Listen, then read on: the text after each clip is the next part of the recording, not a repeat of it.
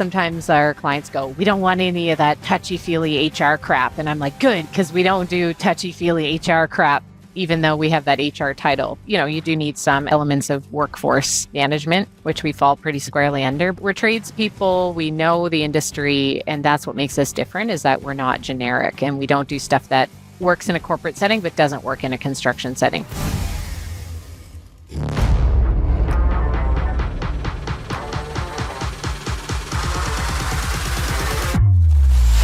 Hey everyone, welcome to Beyond the Build, the podcast where innovation meets collaboration in the world of construction.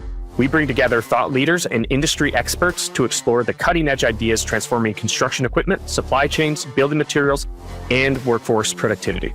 This podcast is proudly brought to you by Faro, the revolutionary last-mile logistics platform, redefining how high-value, time-sensitive construction deliveries get done. Need it fast? Need it right? Faro.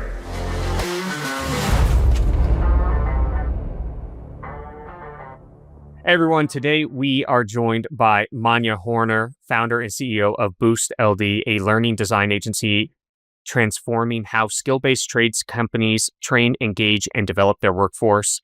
With over 20 years of experience creating immersive, measurable learning ecosystems, Manja helps organizations ensure their employees and managers are equipped to perform safely, efficiently, and confidently on the job.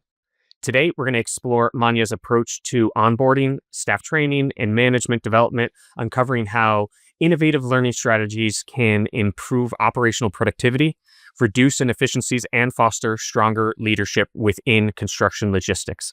Manja, welcome to Beyond the Build. Thanks for having me. I'm so excited to talk to you guys today. Really looking forward to this conversation. Yeah, we're really excited to have you as well. I know Scott wants to take this and really focus on kind of understanding some of the leadership dynamics that happen with your expertise and how we develop managers, how we develop those leaders and everything. But before we dive into that, let's just kind of get the overview. How would you best describe yourself? My name's Manja. I've been in business on and off for pretty much my whole life. I've had a lot of entrepreneurial adventures, but really they've all been with the same common thread, and that is around helping people learn. So I started my training career when I was a teenager. I was actually a music teacher from a pretty young age. I taught violin since 16. I had a pretty full studio, actually.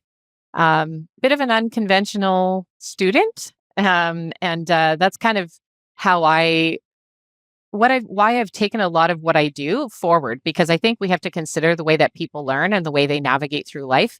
And a lot of it happens on the job. A lot of it happens through practice, and a lot of it has to be very practical. Otherwise, people don't really, they just don't benefit that much from the training. So that's a philosophy that has led with throughout my whole career of training development. So yeah, I was a music teacher. I did a couple of degrees after high school. So I have a university degree in business, marketing, another one in education. And that got me qualified to be a teacher and to develop training and adult education. So I did do the whole corporate bit. I was developing top-notch training in the financial services industry. And a lot of that was around coaching, leadership, and helping people with skill development. So I did a lot of practice-based training, even when I was in financial services industry, because I was always saying, this is nice, but how are people going to use this on the job? How do we make people better at skill, not just knowledge? And because I was that music teacher and music coach, that was really valuable because it's all about practice. You can't tell somebody how to play an instrument. You have to help them find the muscles and find it within themselves. And that's really that coaching lens and that leadership lens. So yeah, I built my business where I'm currently at, Boost, about 5 years ago. And the reason why we only work with skilled trades companies is actually because I grew up within a family construction business. So my dad has had a general contracting company and his specialty is in restoration. So I grew up on job sites, working summer jobs, working in the shop. I was making things with wood and carpentry since I was very young. And I love working alongside skilled trades. So I have quite a passion for restoration, heritage architecture. And most importantly, right now, what's really weighing on my heart and in my mind is how do we capture all of this information from these soon to retire people who are, expert craftsmen who are super experienced. They know their job inside and out, and they're about to walk out the door in the next 5 to 8 years. They are 1/5 of the workforce is going to be gone. And literally, they'll just leave quietly. They'll just take their tool belt and you won't hear from them again. You're not hiring them back as consultants. You're not, like that's not the kind of people we're talking about. We're talking about plasterers. We're talking about glaziers. We're talking about craftsmen and woodworkers and brick restoration. We're talking about all these skilled trades that it's gone. And they're not always that great at mentoring and training.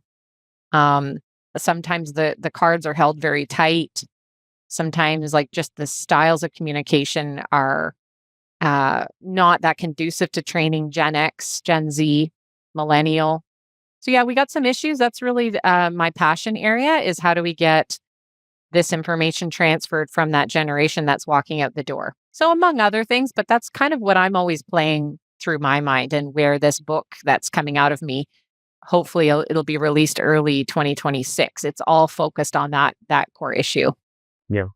When you mentioned that you played violin, do you feel like that experience really had a major impact on your, I guess, teaching, on your methodology? Because for violin's one of those things, because I have a couple instruments behind me. I don't know if you can see them, but when it comes to music and some other things, it's one of those things that you can't really fake it. Though there are other things that you can kind of fake it. And, in life, in the professional world, the fake it till you make it, that's a saying for a reason. But with something like the violin, you can't fake it. So it comes down to diligence, practice, consistency over time. And so do you feel like that kind of really helps shape your methodology because you mentioned practice multiple times when you're talking about training, which is I kind of think is an interesting word because I think about training like, oh, I'm going to show you how to do something and then maybe have you do it once or twice and then you're good. But you're talking about practice. Yeah, I'm talking about practice because I think training as an industry has a lot of issues. There's a lot of, it's actually usually just a lot of knowledge dumping. Don't believe unless you have, a really practical instructional designer or curriculum designer that's making the training. It's often overlooked and the focus is more on knowledge. That's why you get the lecture style or you get, PowerPoints or even e-learning where it's just like click next. And you're like, when is this thing over? A strong curriculum designer will bake in those moments of skill development. Because whenever you're building training, there's three things you're thinking. You're thinking the knowledge, you're thinking the skill, and you're thinking the attitude or mindset that you have to shift. Because training is a lot of behavior modification.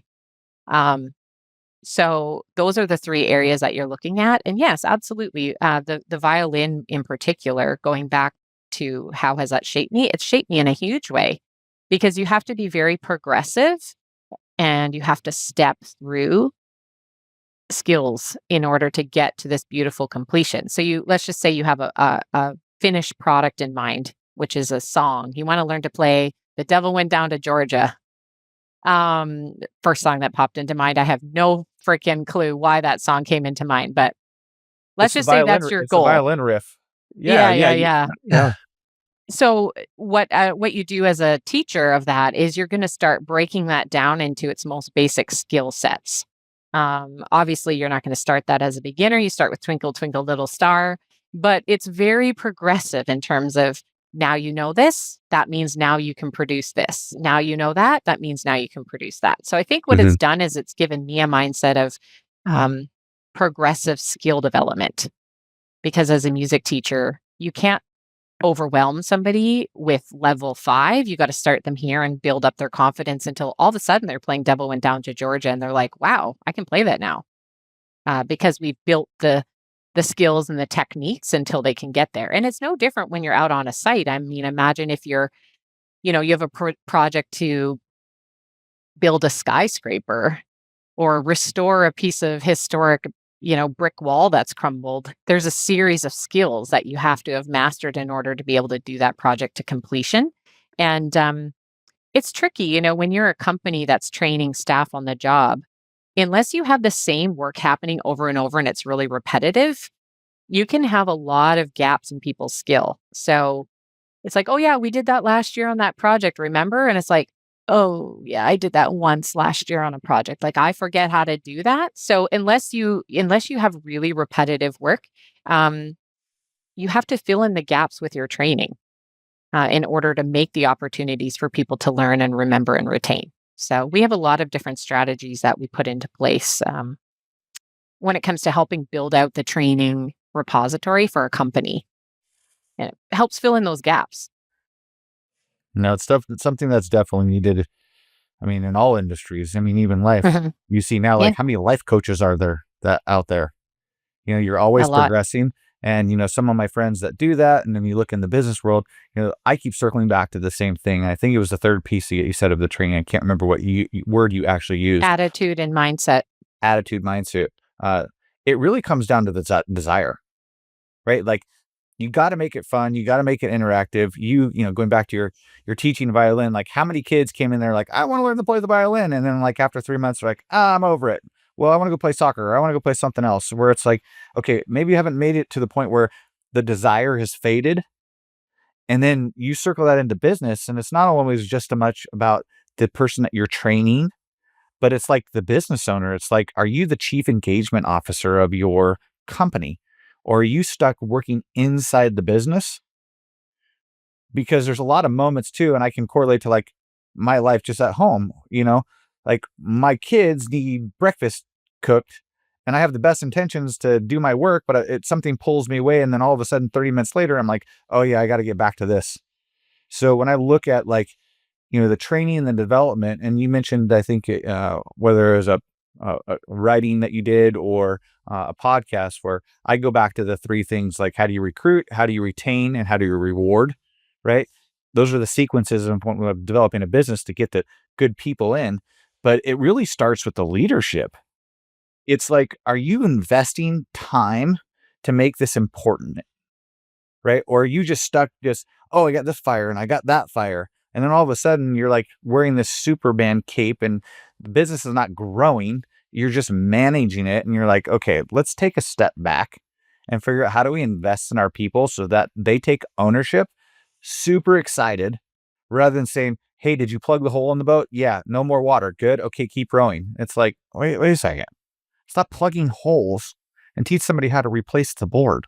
So my curiosity is going towards the fact where it's like, how much do you see in the training when it comes in giving a company or assisting a company through the journey of the tools, but really sit down with their leadership and saying, hey, listen, everybody, I can give you all the books, all the modules, all of the real life training.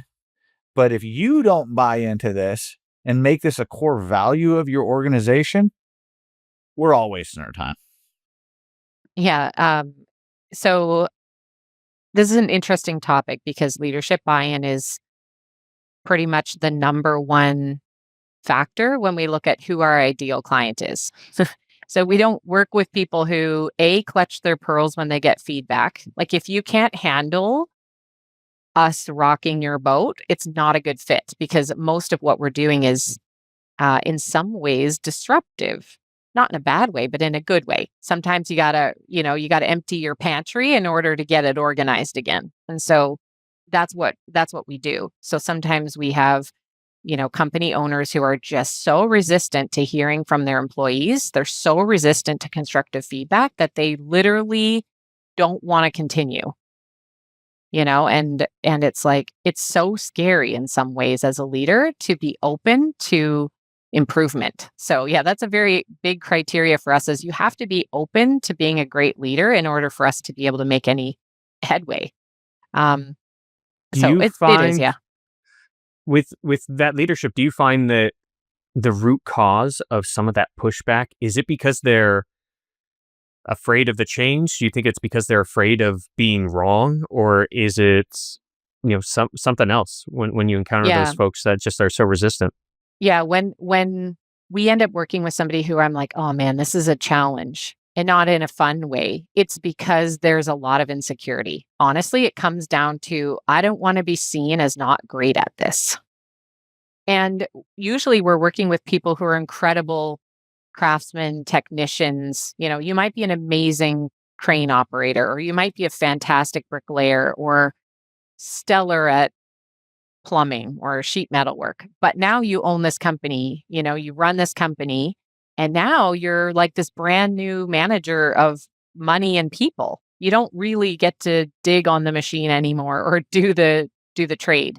So we work with great practitioners who end up running big companies, and that's a completely different skill set. And I think that's the thing is you have to keep that beginner's mindset and realize I'm now in a whole different job description and I've never received any training for this. Unless you grew up in a family business where you literally worked alongside an awesome leader, president, CEO, COO, and you got to like really immerse yourself in how to run a business and lead people and manage people, you probably are in a position where this is all quite new and you're learning as you go again. Um, so that's where, I think that's really where it comes back to is you have that willingness and openness to being a learner again yourself and becoming just better and always striving to make improvements now in your position as leader and manager of people rather than, I was great at fixing elevators or I was really great at that. And now I feel out of my element. So it's an insecurity, I think. Yeah, and some It totally humility is. too, Yeah, right, it's a Scott? I it's a mean, humble I'm pie. kind of thinking of one of our core values is being humble and having humility, and you Uh-huh. know, I think it should be everyone's goal, hard as it can be for me, myself included, to sometimes try and be the stupid person in the room, like accepting the things that you don't know and seeing that as an opportunity to find those that do, versus having to feel that pressure or that insecurity of be like, oh, I have to be the one that knows all the things, and that's a lot of pressure. Yeah, it's the feeling of being less than, and sometimes you get in these leadership roles and people are looking like, oh, you have all the answers. The humility lies in the fact that saying, I don't have all this figured out, right? I need additional support. Like the lone wolf dies, the pack survives, right? And so if you're able to your point, JP, be the stupidest person in the room, it's not a negative, right? It's being able to shelf your pride, identify and saying, how does the unit grow, right? And it starts with you as the leader to say, hey, I don't have it figured out. Let's just throw it on the table.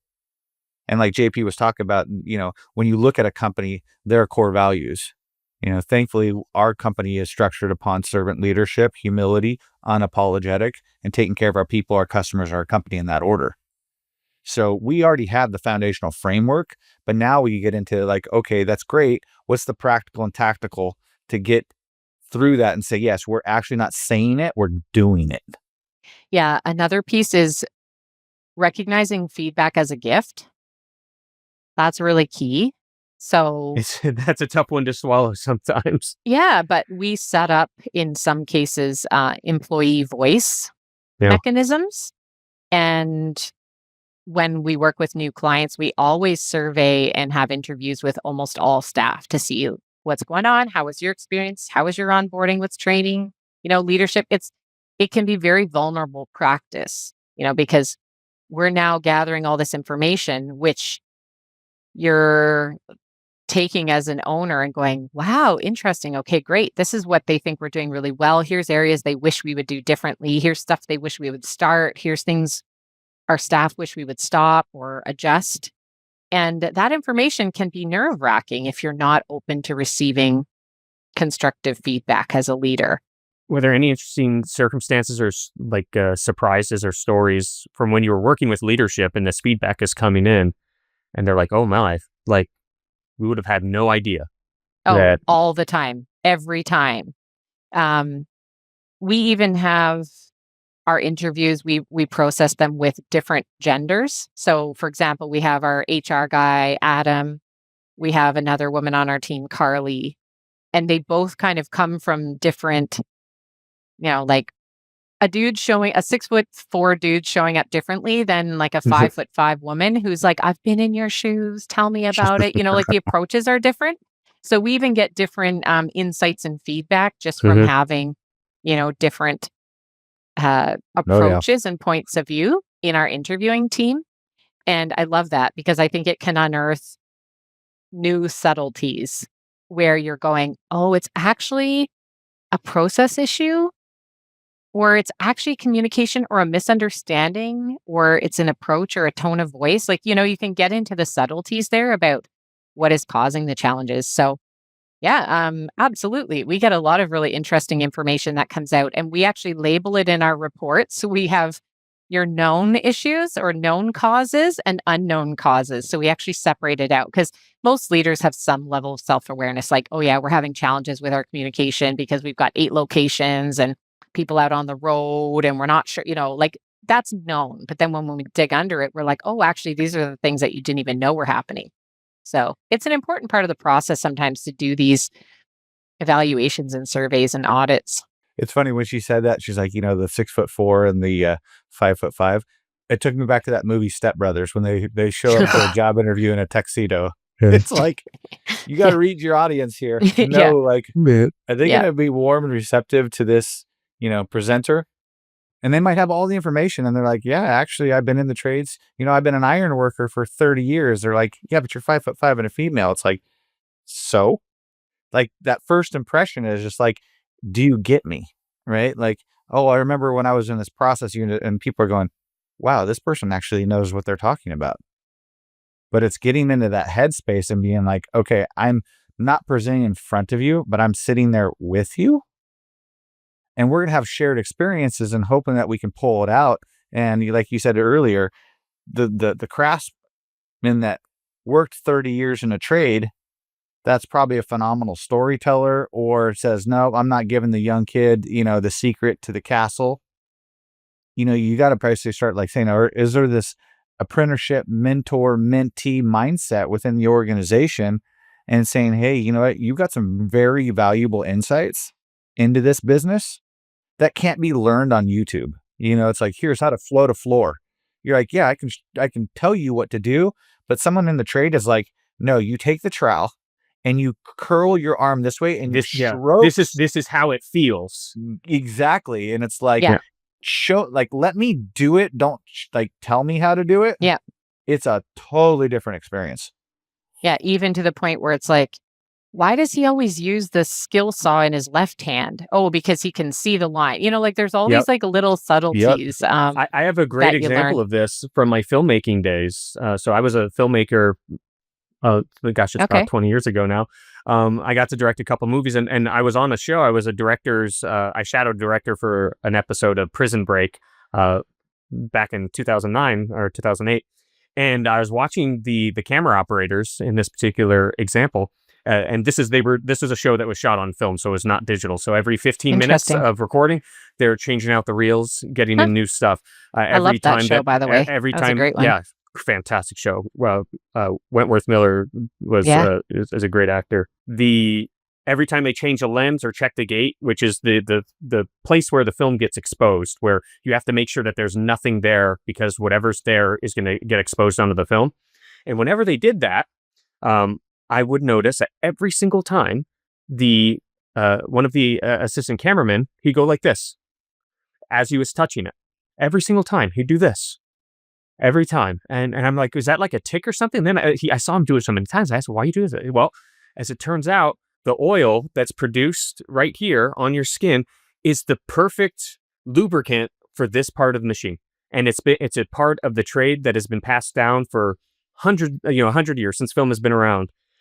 And it's one of those things that like you just wouldn't have known unless, it's kind of that hand in the trowel. This is what it feels like. This is why you do it. It's a whole different experience.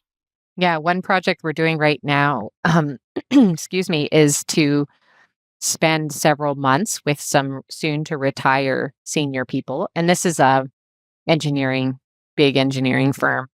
And we're talking 40 plus years of bridge building, massive infrastructure building that's going to be retiring. So Instructional designers are awesome for this role. So are, people from journalism, anybody in the interviewing or investigation kind of skills, because there's a lot of work to do to actually sit with people, sit with project reports and blueprints and, go back over a career and try and extract some deep lessons learned. And so it's a really interesting process and project, but one that we do because in some cases it's so important to capture people's know-how before they retire that, companies are willing to invest pretty heavily in that. And then also too, it's like you see the different demographic of age groups, someone coming in, someone that's been doing it for a set amount of time and somebody on their exit. A friend of mine, we were talking, we actually were last week in Cabo San Lucas fishing, and we were just, talking about family and work and certain things. And he mentioned something, and I know there's an author that wrote it. Like, if you look, we were talking about men, there's 6 different phases of your life that you go through as a man, right? You got your adolescence, then you've got your cowboy stage. Then after your cowboy stage, you have your warrior stage. And then from warrior, you go to lover, lover to king, and then king to sage. So wherever you're at in those lines, some of us, pick on me. I think I've been in warrior status for a little too long. And my wife's like, hey, when are we going to transition to this lover stage? It's been 20 years here. Scott. Yeah. What's going on? So it's really taking like your audience and figuring out, okay, like what does the demographic of my organization look like? Do I have a lot of warriors? Do I have a lot of cowboys? Do we have any people in the sage where, they're full of wisdom? And it's like, when you guys go into an organization, do you break it down from a like demographic and saying, what am I working with here? And then as the leader, what do you want to achieve? Is that the process? Yeah. So we call it intergenerational dynamics. And we do a fair bit of, actually, I was just in statistics data earlier today looking at numbers of apprentices that have entered the trades since the 90s. And because I'm trying to describe how did we get into this pickle, where we've got so much of our workforce that's due to retire and, these like drops in our demographics. And we've got a lot of effort across the continent in trying to revive the trades as a really great industry to be in. So there's a lot more recruitment and government funding and emphasis happening right now in the economy to bring people into the trades, especially it feels a bit AI proof, but what I'm looking at is this trend of like really low dip of recruitment into the trades in the 90s and then like slowly starting to come up until it peaked kind of in 2015, 2016. And we got a little dip now just with a more cooling, softening economy. But it's very interesting to see. So it really does shift our demographics significantly because all of those new recruits in the 90s, how old are they now? Where are they in the workforce? That's why we have such a hole in the demographic market. I'm sorry, I'm drawing with my hands. It's a little bit hard to describe verbally, I think, but it's really interesting as I'm in the stats and I'm, kind of really looking at it as I'm writing this book. What was your hypothesis in terms of why it's doing it? Like, is there anything that was glaring? Yeah. So some of the hypothesis, and I'm focusing a little bit on Canadian data just to start, and then I'm expanding into the US to make it a kind of a more comprehensive picture. But really, there were politicians who stated in the 90s, we are going to be an economy of service providers, sort of more white collar. High schools were promoting university and college only, pretty much from the guidance counselor level, and that's a Department of Education agenda, kind of coming from politics. So politically, there was a lot of movement and focus on getting people into university college streams, and blue collar trades were seen as less than. And so you did see a wave of people entering into different industries that probably weren't a great fit. And it's really kind of adjusted and skewed the demographics. We haven't had a really nice steady curve of influx. We've got a significant dip. Like I'm talking 50% in Ontario from 1990 to 2015 in the numbers of apprentices that entered the trades. That's 50% change from then to now. So that's a lot year over year. So my hypothesis is really we're seeing a result of a dried up talent pipeline in the 90s. And then now that's just a whole bunch of people nearing retirement where it's like, oh shoot, we did not fill that talent pipeline properly. So we're feeling the effects. And now it's swinging the other way, but we've got to really encourage those people who are leaving to speed up the training process and upskilling process for these younger people. Because you don't just want warm bodies on a site. You want people who know what they're doing, willing to work, motivated to work, and have the know-how. So yeah, it's interesting. Yeah, we've talked about on other podcasts, and again, one person's opinion, i.e. me, the root cause analysis most people's engagement comes back to similar to money and fear, right? Like, am I going to lose something or what am I going to gain, right? And based on where you get your input from, and I want to specify where you get your input from, you can think like, oh, I want to go be a programmer or an engineer for data centers. They're everywhere. That's new. That's sexy. And I can, have a physically comfortable job, but mentally taxing maybe job. But as AI develops, still it gets easier. And then somebody steps back and goes, okay, well, who's going to build your data center? Like, we don't have robots that are going to dig the foundation and put together all the stuff. Like, you still need people to do it. Or you take another industry like farming. Like, everybody wants to go to the grocery store and everybody wants their stuff delivered to their doorstep. But it's like, okay, who do you think picked the crop? Who do you think churned the wheat? Like, we have to start going, like, if we lose those, trades, like, technology is great, but there's still things that technology is not going to overcome. No. And then technology is just another tool in the toolkit. So we have to be cautious there. And I love working with the trades for that reason, because we're seeing such a massive disruption across every industry with AI. I mean, it's barreling down us at such a rate that, it will put people out. And I think the trades is interesting because more and more people are probably going to come back to working with their hands. And I think we're starting to see that with demographics of young people recruitment into apprenticeship programs and trades. So it's great. And actually, we're developing a few apprenticeship programs right now, and I'm really excited to be part of that journey. So we're aligning some programs to Red Seal. And it's really cool to be part of that. And, my mission right now, as I'm overseeing the development of these programs, is to make sure it's really hands-on, really geared towards how young people learn. And we're providing those resources that they gravitate to.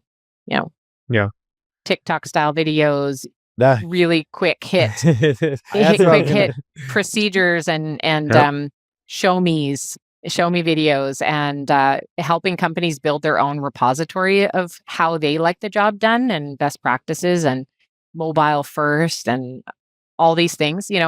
It's funny because one strategy I sometimes get asked is like, well, how do we get all this insight or how do we get all this training experience know-how downloaded from these senior guys? I'm like, that apprentice, you could consider, instead of him carrying the shingles for a couple of weeks, you just get him carrying a camera. Give him a phone. Just like get him to film. That's his job for a couple of weeks. That's actually, wow. Yeah. I mean, you look at two sides of it, right? It's like one, developing the content, that's what your company is doing, right? You're like, hey, I've already had the camera. I've got the JP saying this wrong. I've got the B-roll here. Like, then once you have it and you consolidate it, like, then it's like, how do I market it? Because we've seen social media, like, we're all competing for everyone's time. And it's like, how do I just get more of your time, not surfing, a Netflix binge watching or just doom scrolling things that are whatever you're looking for, and be like, hey, I want to stop here. I want to spend 30 seconds of my life going, I want more. Because that competition is huge in terms of people's attention spans.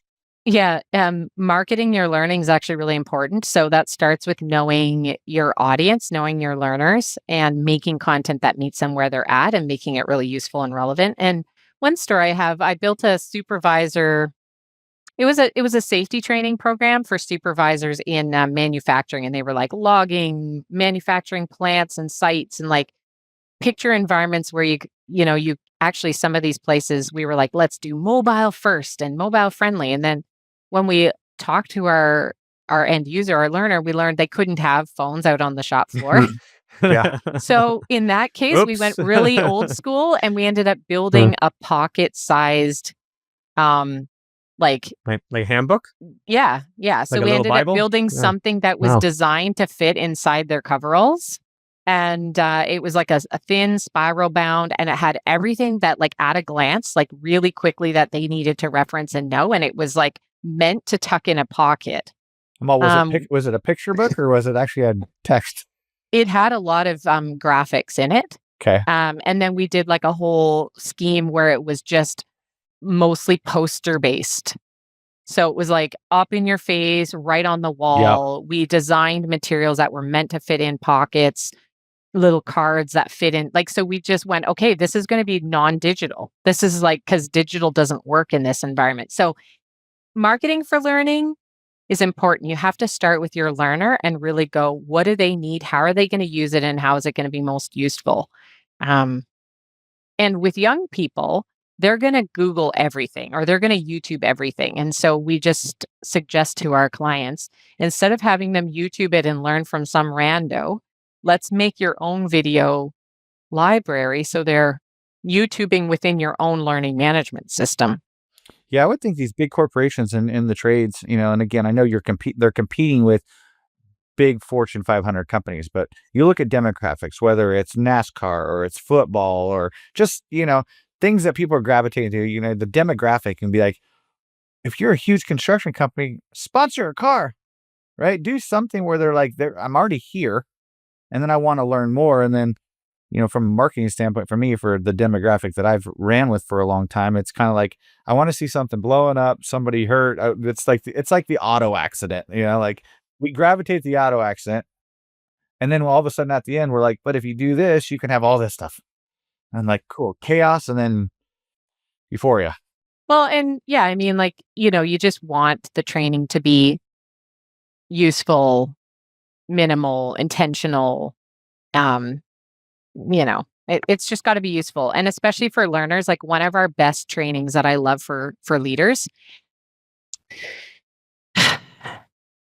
leaders are busy. And usually one of their biggest issues that comes down to communication, how they talk to their staff. That's usually the number one complaint. You might have come from the job and people don't want to get yelled at. They want feedback and coaching, and you've got to manage people's performance, but you can't be a dick about it. So one of our best trainings that I love so much is communications training for senior leaders. And it's only role play based. So like they usually arrive the first time and they're just like pissed. They're like, I don't want to do this because nobody wants to role play. But we do, it's with a coach on a virtual call or a phone call. We like a video because you get to see somebody. And we just put them through the training. We go, here's the model. Here's how you have this conversation. Here's how you give feedback without being mean. Here's how you show empathy and ask great questions and listen to people. Here's how you coach somebody. And we run through basically all of the training, and it's done through real scenarios. And so they leave every training session having been basically rewiring their brain for here's how you should actually do this. And then they get the feedback in the moment saying, when you said it to me like this, here's how it made me feel. I just was like, I tuned out because of your tone or because of the way you said it or because you didn't give me a chance to speak. You never asked me a question. You didn't ask why I was doing it. So they get all this like immediate feedback, which you don't get out in the real world. Like if you're managing somebody, they're not going to tell you, you know what, this is actually how it made me feel. Like that's very unusual, never going to happen. So it's a really cool way of learning how as a leader, your words are impacting those around you. And most people quit because of leaders. They quit because of their managers, the way they're showing up or not showing up or how they're being spoken to. So I think that's one of my favorite trainings that we offer is this one for senior leaders. We don't sit you through a 12-step leadership framework. Like, no, that may work at an insurance company, but it's not going to work in, the skilled trades. So we just make really focused, high impact, skill-based training as much as we can. Now that's the stuff that's much needed because it kind of takes my brain to tactical training. Like Yep. you can go down and fire a firearm in a controlled setting and be like, yeah, I'm proficient. Yep. And then what I'll do is Yeah, after until you've done someone's that, shooting back at you or you're running and exactly, it's raining. Yeah. we'll basically take a student and put them through tactical training, say, okay, do you know the basics and fundamentals? Can you hit the target right at 45 feet? And then we do a progression and saying, okay, now we're going to go out to the course and I'm having you navigate through different scenarios and you're going to see if you can perform there. And then once they do that, we're like, fantastic. Now we're going to put frozen paintballs and we're going to be shooting back at you. And we're going to have your It's heart so rate. interesting you're saying this because I literally have a sticky note that says here, keep researching the connection between military and tactical training with trades training, because I think it actually is, there's a lot of correlation there, even with how you mobilize a team. Yeah, so I love that you're saying that. That's high on my radar. And my husband was in law enforcement for 16 years. So I have a lot of that kind of drilled into my brain. So he knows Got too, it. it's the elevated heart rate. Your Mhm. brain Yep. operates different when your Yep. heart rate's elevated. So if you can train at that level and be proficient, you can walk around and pretty much do all of it. Well, and we do that in music too. It's sometimes when you're performing, you kind of black out. And then you kind of come to at the end and it's like everybody's clapping and you're like, I guess I didn't mess up.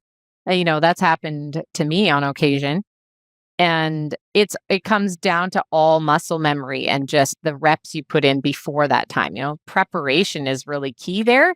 And it's the same with communications training. Like if you are having to have a difficult conversation, handle conflict, mediate, give feedback, fire somebody, interview somebody. These are all skills that you probably are learning as you go, and they make or break people's lives. So it's actually the words you say have a lot of impact. I mean, they're a big deal. So I think our communications training, as it seems like it's very, a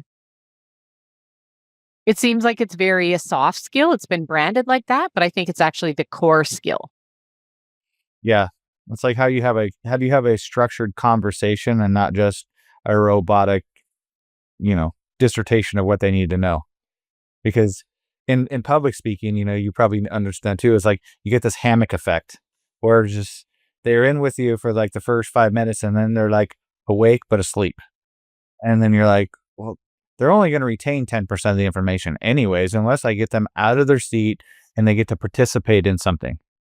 About the preservation of knowledge, I'm kind of drawn to the idea of the Library of Alexandria. That was where they put all the information, it burned down, and we lose it all, and you don't even know what you lost. That it was to that extreme degree.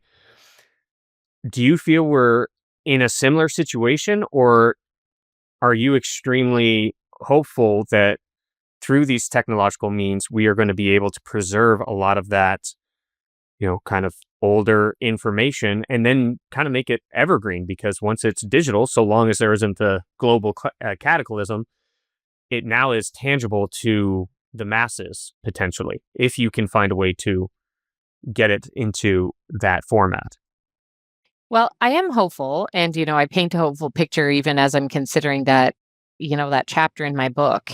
I am hopeful. And I think there is a lot that is potentially going to be lost en masse. I was actually having a conversation with a woman from a well-known brand. I'll say the brand. It was WD-40. Okay, so I Yep. was having a conversation Used with her. them yesterday. And I think she is, if I'm not mistaken, she was sort of like head of not marketing, but it was sort of like customer knowledge or customer impact. I don't know. I can't remember exactly her title. But she was telling me that they're focusing more on teaching younger generations about WD-40. It used to be just a common household name, right? It's like, oh yeah, put some WD-40 on that. Now you say it to a 8-year-old, 10-year-old, and they're like, I have no idea what that is. Because they're not working on fixing their bike with dad, or they're not in the shop, or they're not, fixing squeaky, rusty things. They literally don't even know what it is. And so I guess WD-40 as a brand, and I don't want to put words in their mouth, but they are addressing this and looking at it and going, okay, if kids aren't learning this in the garage with a parent, how do we get this information out there? Before, you never had to try. So yeah, I think it just requires a certain level of effort now to preserve the information and pass on. And we are seeing some swings, like the society pendulum swings. We go from, now all of a sudden there's this like trad trend, where it's like sourdough bread and preserving and canning, things that like, Yeah.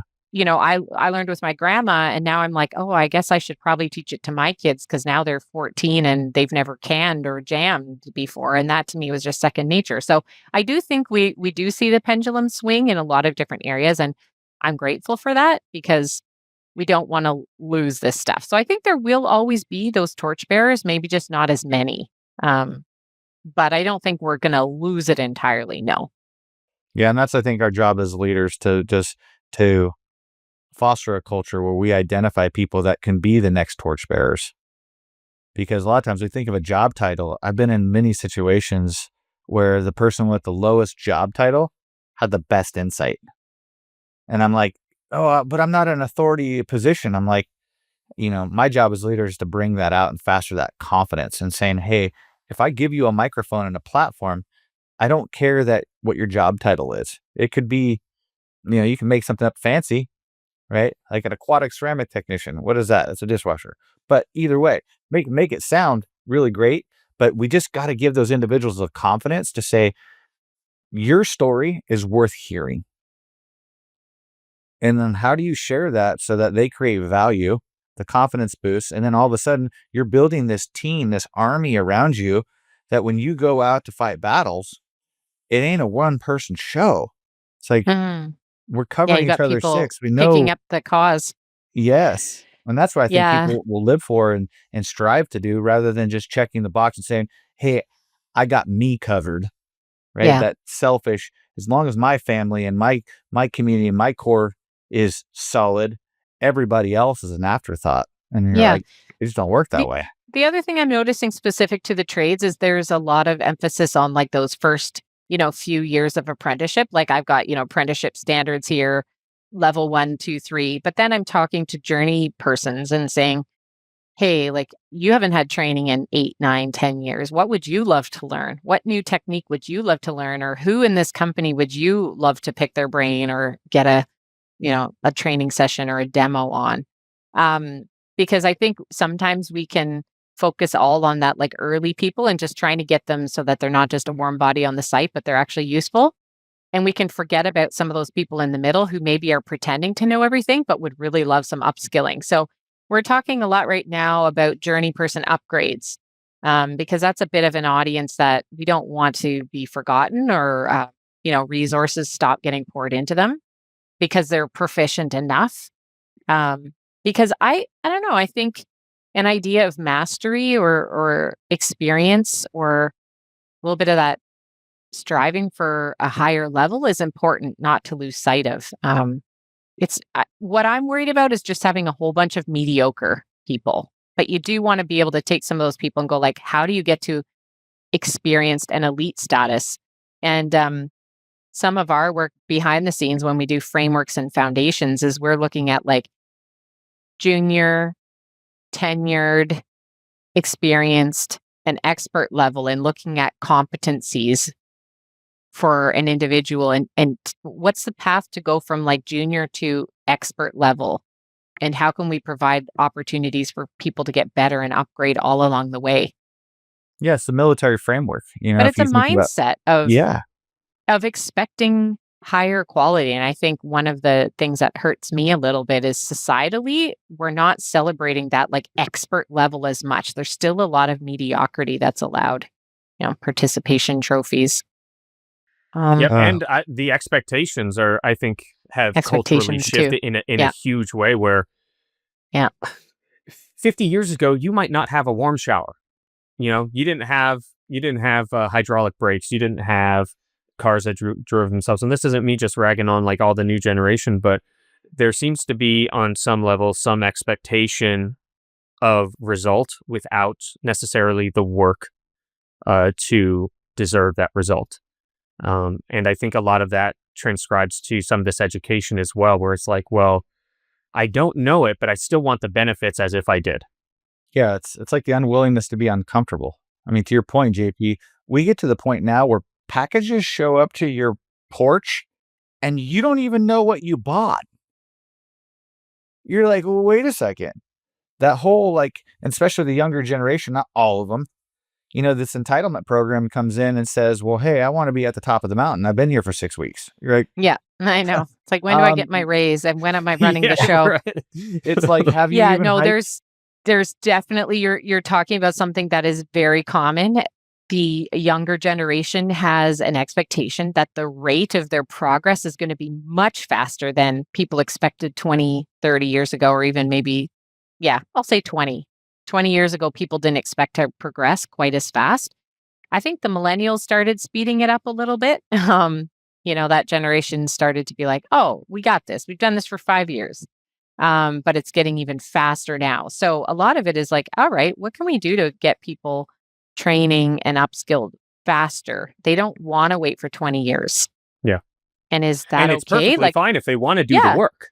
Yeah, like I was talking to a very senior, he's like 60s, late 60s, and he owns a really interesting construction. It's actually restoration. So they do wood restoration. That's an area that I'm really, really love, is restoring heritage significant buildings.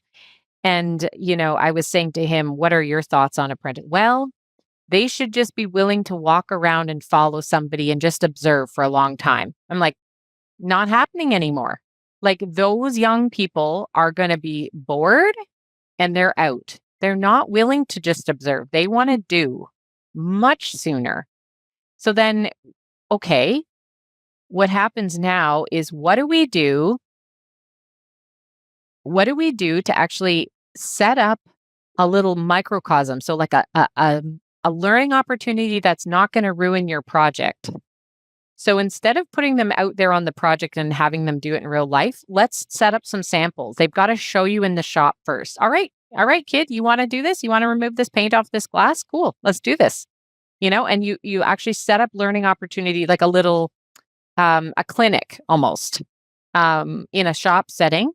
Spend an hour. All right, here's how you do it. Here's a video. Watch me do it. Now you do it. Show me and prove it. And it's like a little bit of let's just let people try a little sooner, rather than thinking they're going to just wander around for a year carrying your garbage. So that's an old school mentality. And I think young people don't have time for that. They're not interested. And so you could be losing somebody really talented because you're just not giving them enough credit early on. So, I mean, I don't even think schools have wood shop anymore or auto a shop. lot of them have lost a lot of those programs. It's like, Yep. They don't even know how to turn on a saddler. It's not working. And if you're not out out working with a dad or a mom out in a shop, or like doing your own projects and home renos, like, I'm not trying to brag, but like my youngest, he's 6 and he carries a pocket knife all the time. That's a pretty big knife too, probably bigger than he should have. But I gave him one warning. I said, son, and his name's Edison. So one of my nicknames is Son. Son, one wrong move with this knife and it's gone for 6 months. Like, you do not have, there is no, oops, sorry. Like, sorry, there is no oops, sorry with this knife. Okay, Mom, I got you. I hear you. Okay, cool. No slip ups. Sounds like a good candidate for the scouts. Yeah. So, we were at an outdoor kind of gathering, fire pit barbecue thing. And there was a couple guys from the city and they were like, I hear this like, this kid has a knife. And they were like trying to take it from him because he had it open and was like doing something, like opening a package with his knife. And they were just like, oh my goodness, do you guys know this kid has a knife? I was like, yeah, it's his knife. Like, it's cool. And they were shocked. Like, he's just this little squirt, skinny knees. But I'm like, he has proven that he can handle the knife, and he's, does lots of stuff with it, and we camp with it, and he's, at the carving the tips on his bow and arrow and doing the things. And I'm like, it's fine. He had to prove to me that he could cut his steak with a knife, and then I let him have the other knife. This But like, we leads us don't give into kids that chance. this leads into this bigger cultural discussion that I know I wouldn't be courteous of your time today, but yeah, if the mentors around individuals, whether it's parents or brother, uncles, aunts, whatever, like if as an older generation, if we don't start participating and realize that they're not weird, they're not aliens, okay? Like they're starving for information. We have to steer them and guide them, even though they think they know everything. Like that's that hard line of saying, no, I get it, but there's a difference because I've done this for 40 plus years and you've done it for, let's call it 5 till your brain started developed. Like, no, I know you're uncomfortable. You think I'm the big bad wolf, but this is the way it's going to be because we're teaching you something that you're going to need later on when I'm not going to be around to save you. Yeah, exactly. Yeah, so there's a little bit of like the boomer mentality has to soften a bit and be like, oh, actually, it's my job not to hold all this information close, but it's my job to actually start really spreading this if they're not already doing it. Gen X's are just like out rowing their boat in their own direction. We gotta bring them back a little because they're very much out doing their own. I'm just keeping my head down and doing what's best for me. Millennials are a little bit more of like, let's just pull the boats together. And if we're going to sink, we're sinking all as one. Like they're interesting. And then, yeah, so there's all these different mentalities. I'm kind of obsessed with demographics at the moment. It's very interesting to me. I bet that'd be a whole nother awesome conversation. We'd be just talking about like the subsets and the demographics. Cause I agree with you that there's just, it's like sometimes it feels like there's like walls between each of them and they just fit so nicely in these buckets. And it's just like, oh yeah, that is me. Like it's a window, shopping. Have you guys ever read? I don't want to be part of that one. See that one? Yeah, I'm not. Like you're walking past stores and be like, that's not my type of clothing. Nope. I'm gonna move on. Have you ever read or heard of the Fourth Turning? No, I have not. Oh, super interesting book by this demographics specialist, history, demographics, and just looks at like, historical events and periods of time over hundreds of years and the different demographics and how they fit. It's really kind of cool. Anyways, I digress, but I'm adding it to my Audible list as we speak. Nice. I'm always looking for another good read. Yeah. Or listen. Well, cool. We've been at it for an hour. We want to be, like you said, courteous of your time. Sounds good. And I feel like we've got some really impactful, good, and conversation that we had. So I'm excited to get this one released and see who signs in and listens, and how we can, further the generation to want to learn more, to give them more information, right, and to grow as a pack and not as a wolf. And like we're here to really support company owners. It's such a win-win for us because we're helping the employee experience improve. So the employees love us and leadership loves us because we're actually hitting metrics that matter to them, like employee turnover and productivity. So we're kind of like the best position because the staff love us and leadership loves us. Yeah, you're not scary HR. Are we in trouble? No. And, sometimes our clients go, we don't want any of that touchy-feely HR crap. And I'm like, good, because we don't do touchy-feely HR crap, even though we have that HR title. Because it is, you do need some elements of workforce management, which we fall pretty squarely under. But, we're tradespeople. We know the industry, and that's what makes us different is that we're not generic and we don't do stuff that works in a corporate setting but doesn't work in a construction setting. So right. I love that for us. That's awesome.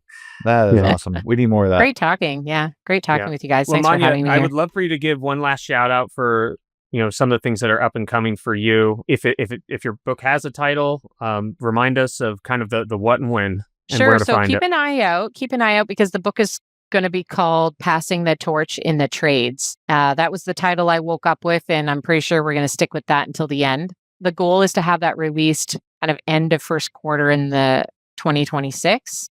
But if people want to check out any resources, I do have, maybe I'll share it with you if you want to put a link here. I have an onboarding checklist if anybody's interested in how they can create a great onboarding experience. That's free.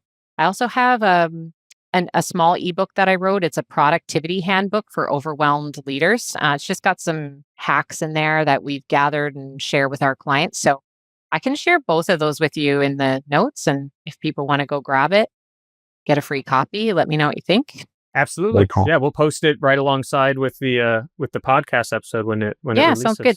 Are you going to do an audio version of the book as well? Oh yeah, there's enough stories and swear words in there that I probably should read it myself.